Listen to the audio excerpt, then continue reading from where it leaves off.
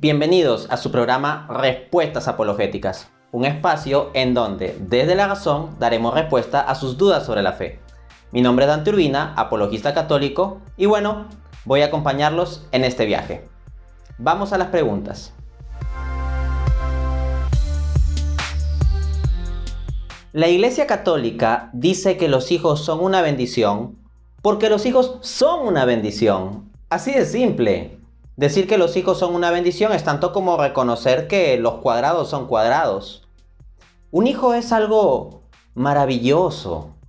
En todas las culturas a lo largo de la historia de la humanidad se ha visto a los hijos como una bendición. Esto no es un invento particular de la Iglesia Católica.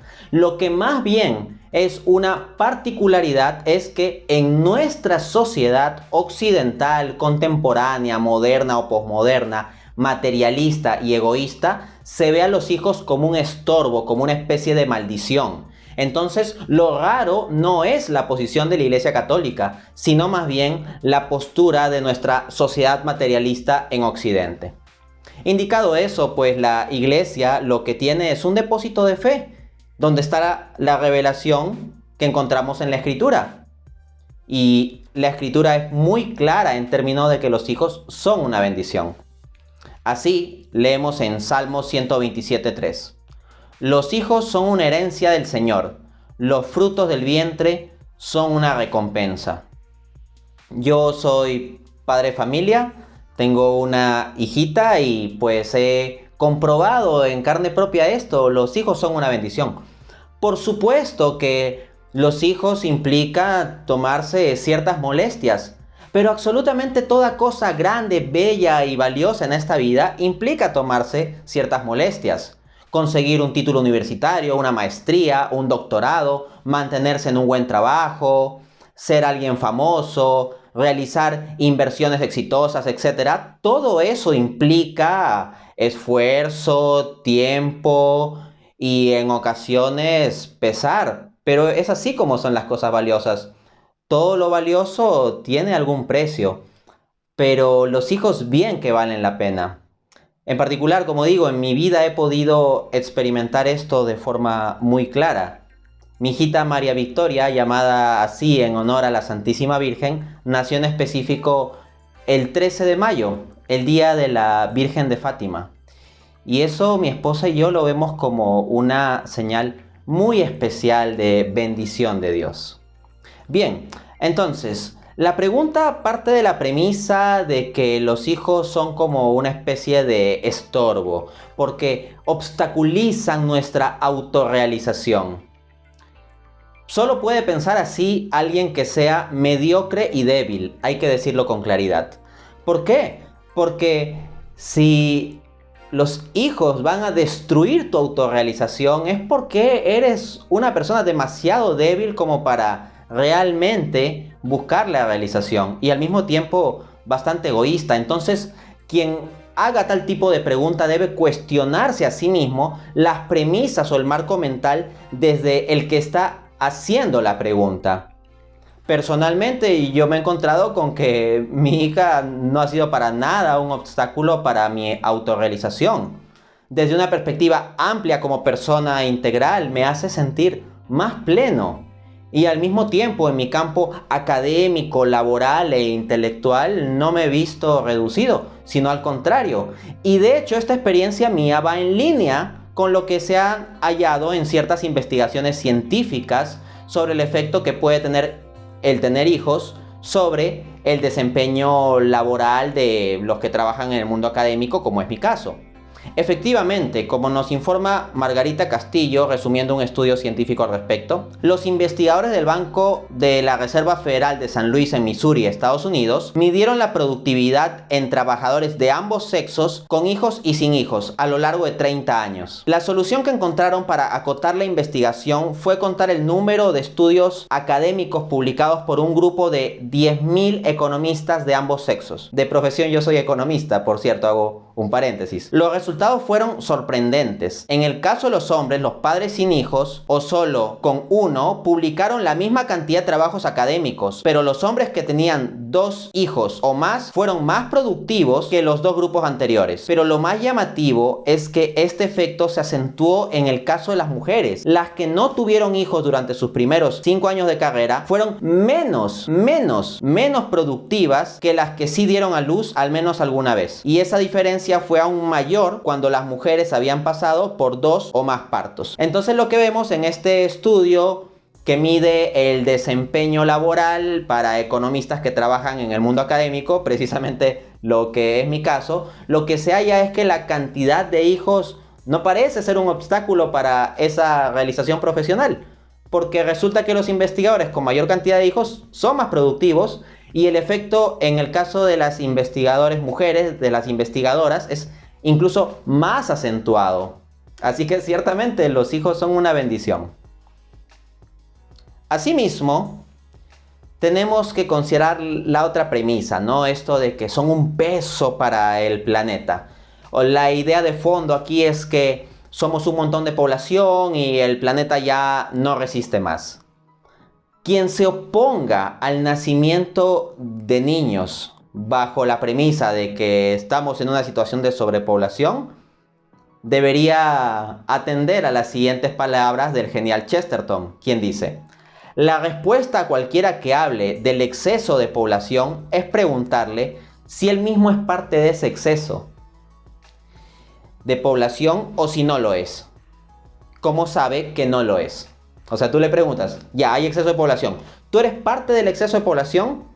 Si te dice que sí, pues entonces debe evitarse el exceso, ¿no? Y si te dice que no, ¿cómo sabe que él no es parte del exceso de población? Esa es una cuestión que podemos trasladarles, ¿no? Al mismo tiempo, no un apologista religioso, sino el economista francés de izquierda, Serge Latouche, nos dice lo siguiente sobre esta noción de la sobrepoblación. Una falsa solución, reducir la población.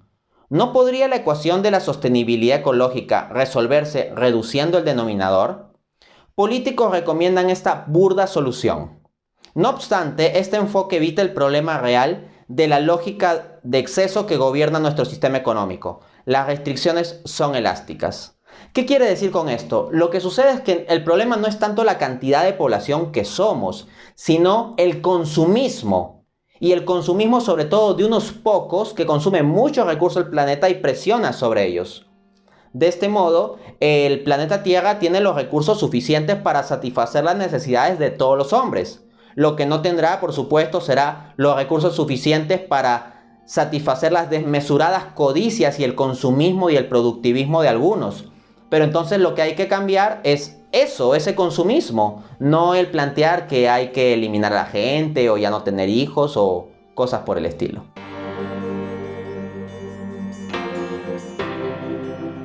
Sobre esto hay que dejar claro que la Iglesia se opone claramente al uso de métodos anticonceptivos artificiales. No obstante, la Iglesia entiende como lícita la posibilidad de utilizar métodos de control natural de la natalidad. Veamos la posición de la Iglesia establecida por Pablo VI en la encíclica Humanae Vitae, numeral 16. La Iglesia juzga lícito el recurso a los periodos infecundos, mientras condena siempre como ilícito el uso de medios directamente contrarios a la fecundación, aunque se haga por razones aparentemente honestas y serias. Entre ambos casos existe una diferencia esencial. En el primero, los cónyuges se sirven legítimamente de una disposición natural. En el segundo, impiden el desarrollo de los procesos naturales. Dios mismo ha dado en nuestros cuerpos mecanismos naturales para que podamos regular el número de nacimientos. El pretender hacerlo artificialmente es un atentado contra ese orden natural y la ley natural es parte vinculante para la Iglesia de lo que es el depósito de fe y moral que debemos seguir. Desde esa perspectiva, el uso de los métodos anticonceptivos naturales, o para llamarlos mejor, el uso de métodos de planificación familiar naturales permiten el desarrollo del autocontrol, y eso es algo bueno. Como decía Chesterton, el normal y verdadero control de la natalidad se llama autocontrol. Adicionalmente, la Iglesia ha sido muy sabia en su oposición a los métodos anticonceptivos artificiales porque ha previsto las graves consecuencias que se podrían haber dado por su extensión, lo previó desde hace décadas, y que verificamos que hoy en día efectivamente se han dado. Leamos las proféticas palabras de Pablo VI en 1968. Los hombres rectos podrán convencerse sobre las consecuencias de los métodos de la regulación artificial de la natalidad. Consideren antes que nada el camino fácil y amplio que se abriría a la infidelidad conyugal y a la degradación general de la moralidad. Podría también temerse que el hombre, habituándose al uso de las prácticas anticonceptivas, acabase por perder el respeto a la mujer y llegase a considerarla como simple instrumento de goce egoísta. Reflexiónese también sobre el arma peligrosa que de este modo se llegaría a poner en las manos de autoridades públicas. ¿Quién impediría a los gobernantes favorecer y hasta imponer a sus pueblos, si lo considerasen necesario, el método anticonceptivo que ellos juzgaren más eficaz? Tenemos que todas esas situaciones se dan en nuestros días y son situaciones graves. Adicionalmente, la mentalidad anticonceptiva alimenta la mentalidad abortista, como apunta también Juan Pablo II en la Evangelium Vitae. Se afirma con frecuencia que la anticoncepción segura y asequible a todos es el remedio más eficaz contra el aborto, pero los contravalores inherentes a la mentalidad anticonceptiva son tales que hacen precisamente más fuerte esta tentación ante la eventual concepción de una vida no deseada. Efectivamente, si se aplica un anticonceptivo es porque no se desea el bebé. Si el anticonceptivo falla, porque son falibles, tienen su margen de fallo, el bebé será concebido, pero si es no deseado, ¿qué se hace? Se lo aborta. Entonces la mentalidad anticonceptiva prepara el contexto para un asesinato de un inocente. Y eso es sumamente grave. Sobre esta cuestión de manejar artificialmente la generación de los bebés, la Iglesia tiene una postura muy clara que encontramos en el Catecismo de la Iglesia Católica, numerales 2376 al 2377. Las técnicas que provocan una disociación de la paternidad por intervención de una persona extraña a los cónyuges, donación de esperma o del óvulo, préstamo de útero, son gravemente deshonestas. Lesionan el derecho del niño a nacer de un padre y una madre conocidos de él. Practicadas dentro de la pareja son quizás menos perjudiciales, pero no dejan de ser moralmente reprobables. El acto fundador de la existencia del hijo ya no es un acto por el que dos personas se dan una a la otra, sino que se confía la vida y la identidad del embrión al poder de los médicos y de los biólogos, e instaura un dominio de la técnica sobre el origen y sobre el destino de la persona humana. Esto me hace acordar el libro distópico de Aldous Huxley titulado Un Mundo Feliz, publicado en 1932, en donde tenemos una sociedad súper tecnificada, en donde los bebés son fabricados en el laboratorio. Y básicamente se va a terminar yendo a eso. El punto es, una persona que tenga así su origen, que haya nacido así, ¿no tendrá acaso dificultad sobre su identidad? ¿Podemos dejar la generación de la existencia humana a una manipulación de la técnica? Eso es muy peligroso. Y los peligros potenciales que se abren con temas de eugenesia son graves. Esto no es solo una opinión de la Iglesia, sino que también movimientos como por ejemplo Profesionales por la Ética han lanzado informes pronunciándose contra los peligros de esto de los vientres de alquiler y ese tipo de cosas.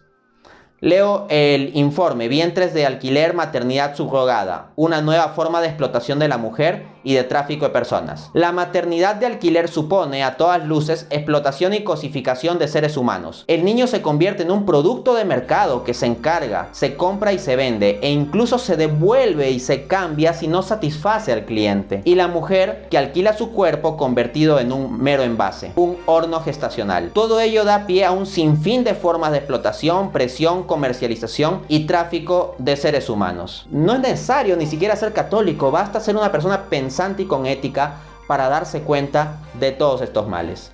Y bien, eso es lo que hemos visto por hoy. Nos vemos en un siguiente programa.